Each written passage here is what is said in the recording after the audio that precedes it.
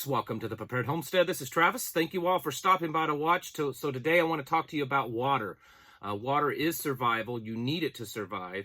And we need to have a very good plan on collecting water, storing water, and purifying water.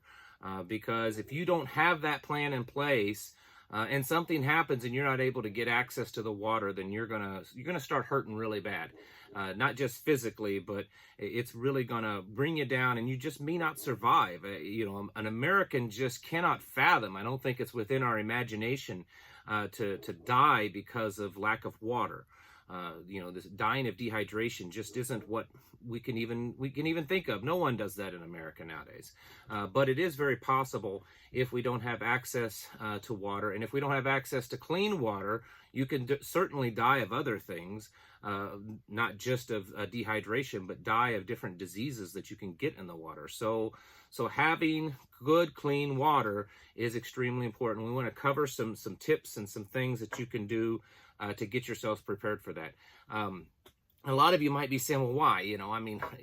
Is there really a threat against our water supply? Well, actually, technically there is. There's been an ongoing threat to our water supply system in many places because it's so much controlled by computers and the internet.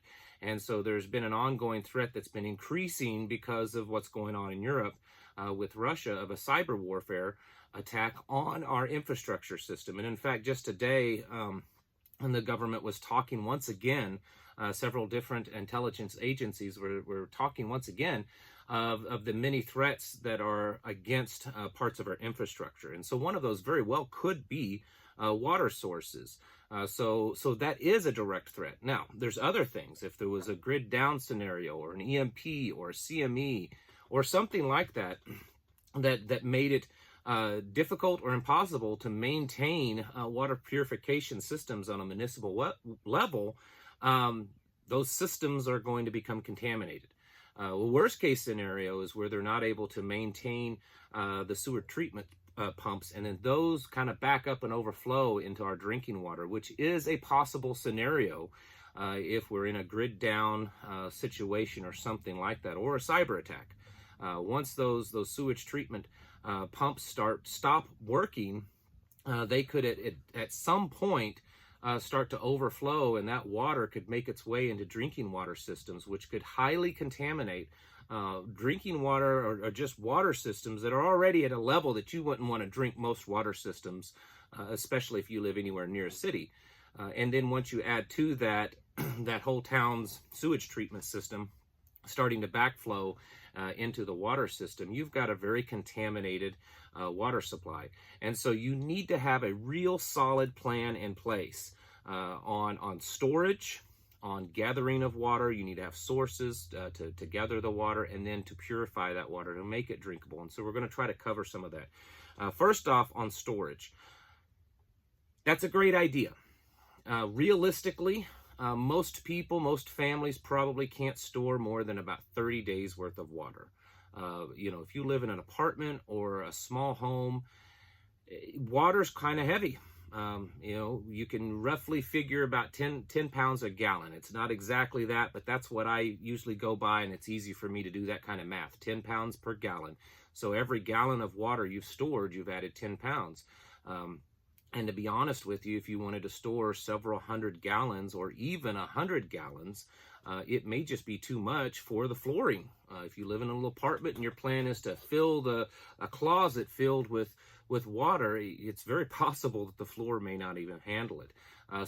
There is kind of a limit for most people. Now, if you have the property, if you have a barn, a large garage, certainly you could store water in that. You could put it in drums or large totes, and some people even maintain a swimming pool in their backyard just so that they can have that water supply, that they could get to it. But in the end, if we experience a long-term down situation, it's virtually impossible to store enough water forever. It's just not possible. So you need to have a multi-tiered plan. First is storage, and storage is usually what I consider something that's temporary. We have water storage. Most people would say, why do you need it? We have a well, we have a spring, we have a creek that flows all year long. So why would we need to store water? Well, The water that we store is something that get us through just a few days. What if the power goes out? And I know it's going to come back on, and I really don't want to have to start, carrying water from the creek or from the spring. That's what it's there for. Or even if it's a long-term situation, and this is something that I always try to incorporate in all my plans. Let's say the grid went down. Let's say it was some type of terrorist attack, a foreign attack, or if it was a CME. Those first few days are going to be very stressful and hectic, even for the prepared. So I try to put in place things that will make it as easy as possible in that first few days, that what I call a transition period. Foods that are easy to prepare, water that's easily accessible. And so even for those of you that have homesteads and stuff, it's a good idea to store a certain amount of water for your family. Now, how much to store, that's really depends on what you're capable of storing. At the very, very minimum, 1 gallon of water will last one person for 3 days. But that's just water. That's just enough really to keep them alive. When you add in water used for cooking, water used for bathing, you need to up that to about 3 gallons of water per person per day. And when you start doing that, if you have a family of 4, 5, or 6, you're starting to look at a lot of water to store up. Certainly it's okay to do it, and you can do it in the obvious containers that are made to store water in. You can also do it in a 5-gallon food grade bucket. Those are still fairly cheap. They've gone up in price a little, but you can still get them fairly cheap, and you can store 5 gallons of water in that, at least in a place that, if it tips over, it's not a big deal, because they're even sealed with a lid on them. They're typically not very watertight, but it will at least hold water for a while. So there's something to think about. Now, next tier of it is, where are you going to get water? You've run out of water. The grid is down for much longer than you expected, and you've run out of all your stored water. You go to turn on the faucet and it's not working. The pumps at the water plant, wherever it's at in your city, they've stopped working, and so you can't get water out of the faucet anymore. You need to have a plan in place of where to get water. For those of us that live out in the country, this is typically a pretty easy thing, especially here in the Ozarks. I mean, you don't have to walk very far to find a creek or a pond or a river or some type of water source. But some of you don't have that luxury. Maybe you live in the city. You need to start looking at water sources around you and do that investigation. Try to figure out where there may be ponds or water retention, little lakes, creeks, rivers, things like that that you could use. And I know that you're going to say, well, those are probably really contaminated. We'll get to that here in a minute. For right now, let's just focus on, where are you going to find the water? You also could look into collecting rainwater. Even if you're not actively collecting it now, and some of you may say, well, it's not allowed where I'm at, which is just ridiculous to me that some cities would not even allow people to collect rainwater, but that's beside the point. In an EMP, a grid down, or some type of major crisis like that, I don't really think they're going to spend too much time running around and checking to see who has rainwater collection going on. So even if you're not going to use it now, it doesn't hurt to have some equipment stored away in your garage or your tool shed to where you could start collecting rainwater. There are ways to do it. There are ways to do it to kind of get around the law, and there's ways to store it up. So that's something that I would suggest doing. But the main thing is have a plan of where you can get water. In that plan, you're going to need to figure out how to haul it around, I mean, your plan may be to, put it in the back of your pickup truck, except if, your pickup truck isn't running, if there's no gasoline or there's some type of EMP that's knocked it out, then what's your plan? Something that we have as part of our plan, we have one of those garden wagons that you can pull with a handle, or you can attach to your, riding lawnmower, garden tractor. Those things work real well. The one we have, I've shown it in a video before. I think it holds around 1,200 pounds, which is way more water than we're going to put into it. And something like that works real well. Like I said, you've all seen the creek on the property. We can take 5-gallon buckets, throw them in the back of that wagon, and we can run down to the creek and fill them up and bring them back. And it's a lot easier to handle. So this is something to think about, because let's say there's some type of creek or stream in your area. Maybe you live in the city or the suburban part of your town.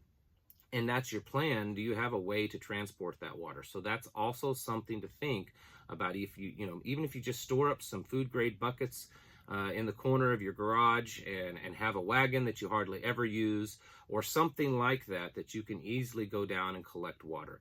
These are kind of things that you need to start thinking about. Now, the most important thing in a lot of ways is the purification of the water. You need to make it drinkable. We've all seen the movies where people, it's an apocalyptic end of world type of movie, or people are just they're dying of dehydration. They come across a creek or stream or some type of pool of water and they drink out of it, and they don't care about what's in it. They just care about that water because they're dying of thirst. Well, they usually don't show in the movies that later on the person is dealing with horrible cramps, diarrhea, and very possibly death later on because they drank that water. And you don't want to find yourself in that situation. There are multiple different ways to purify your drinking water. But let me stop you for a moment, and we'll talk about not just purifying it, but purifying it in an end of world as we know it kind of scenario. So most water in the United States probably needs to be treated, although there are certainly places that you can go and you can drink natural water and you'll probably do just fine. But the vast majority of water in the United States should be treated. But the water in the United States really isn't that dirty and contaminated, especially compared to third world countries. I mean, if you compare water in the average stream in the United States, compare it to, say, India, it's much, much cleaner. And so the thing is a lot of these filtration systems that are marketed in the United States work real well under the current water conditions. But if you take that current water conditions and you dump a bunch of sewage in it, a bunch of chemicals, a bunch of bacteria, a bunch of viruses, and everything else, a lot of these current water filtration systems cannot handle that. They're not tested for that. And so you need to keep that in mind when you're developing your plan. It doesn't mean these modern filtration systems are bad. They're actually really good. And I strongly encourage you to have at least one, but usually multiple ones. But you need to have a plan in place and realize you can't just go out and drink water that's coming out of a sewer, basically, run it through a regular filter and expect it to be just clean as can be. So you need to have multiple ways of purifying your water. And typically, my plan is filtration, which we'll talk about that with a couple examples, and then chemical treatment, and then also boiling it. And basically for me, that's just, I'm throwing everything at it because think about it. I mean, if you walked up to a sewer pipe with water and that sewer coming out of it, would you run it through something like this and drink it? Probably not. You'd probably still think, hey, man, I don't know. It may not get all of it. So for me, in those kind of situations, we're going to throw everything at it. So for as an example, this here is an Alexapure water filtration system. It is virtually identical in many ways as the Berkey. And I promote both of them, okay? As far as the quality and what they do, there's really no difference that's noticeable. There are very, very tiny differences. The biggest difference that I've noticed, not that I've noticed, but that's at least on paper, is the Berkey is very slightly better at filtration when it comes to lead. So if you live in an area that you could have lead in your water, you probably want to go with the Berkey. If that's not a problem, in every other area, the Alexapure is going to do just as good. And the big deal is the Alexapure is quite a bit cheaper. Now, we have both. We have both a Berkey and an Alexapure. They function identical, and the reason why we end up using the Alexapure more often is because the filters inside are a lot cheaper. They're cheaper, and they're cheaper in the respect that you only need one. In a Berkey, you need a two-stage filter. One filter gets out all the junk and all the bacteria, and then you have another filter that filters out fluoride and chlorine, things like that, and with a Alexapure, only one filter is needed for all of that. But either one is fine. As far as like the actual construction, I really can't tell the difference. The Berkey we've had for, it's at least 8 years old, and this is almost 3 years old, and both of them function just fine. This is just a gravity-fed filtration system. I think this Alexa Pure starts out at around $275. There are links. If you go to preparewithtravis.com, they are on that website. But you can get them anywhere. You don't have to buy them through me. Anyways, so I think these are around 275-ish or something, under 300, and then the Berkeys I think are maybe $100 or so more. And what this does, this is using a solid, like a carbon-based filter, and it filters out most everything. But the thing is those filters are going to get clogged really fast if you're filtering out really junky water. It does a great job for most water, for regular water. But when you're dealing with really contaminated water, I highly recommend multiple stages. So another thing that you can get along with that, you know, all the things that I'm showing here in filtration, you can use together. These you can find in your Walmart, sporting goods store, camping store, anything. These are just water treatment tablets. Most of them are all the same, although you can still find some of the iodine based ones. But they're just tiny little tablets. They almost look like a nitroglycerin tablet for those of you that know what that is.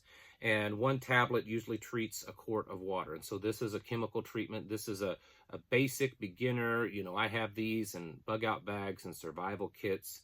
And they're great for chemically treating water. And then another beginner is like a Sawyer Mini. This is a small filtration device.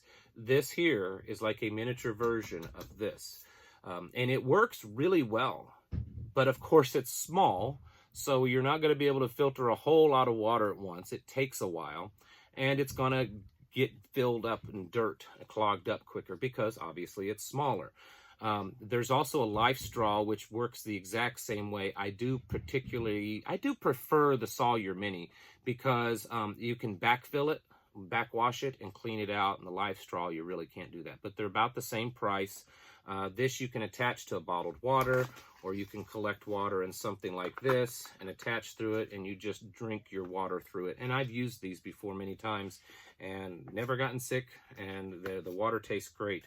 So at the very minimum, if you have nothing right now, I would recommend getting something like this and this. And usually these come with this, but you know, you can buy these.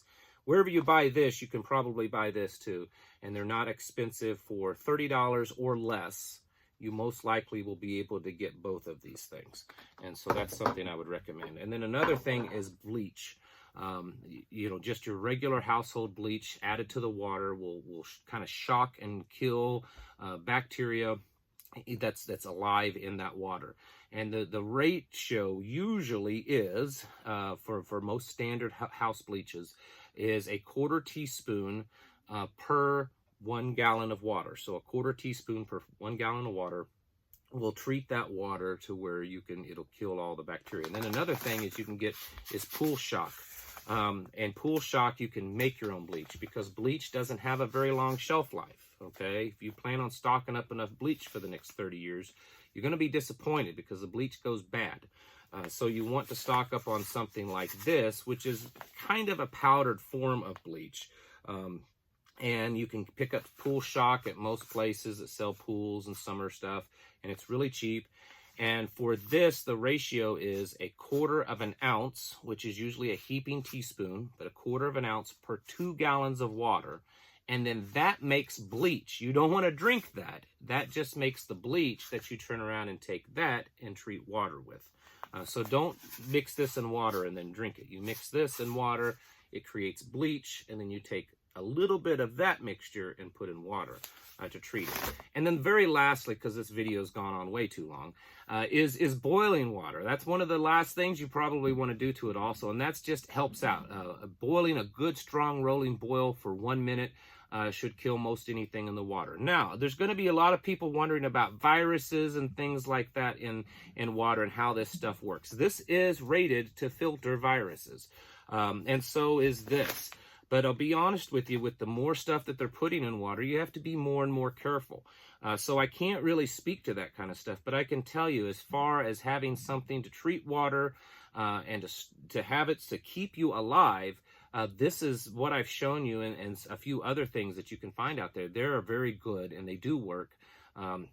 And I strongly encourage you to think about this and make preparations now, because there are a lot of scenarios out there that could cause a water supply. And they happen actually every year. People have boil water orders. I mean, look at the people up in Flint, Michigan, what they have to deal with. So certainly get with it and plan now for your water preparations and what you're going to do, how much you're going to store, where you're going to get it from, and how you're going to treat it to make it safe to drink. All right, folks, thank you for watching. I'll catch you in the next video.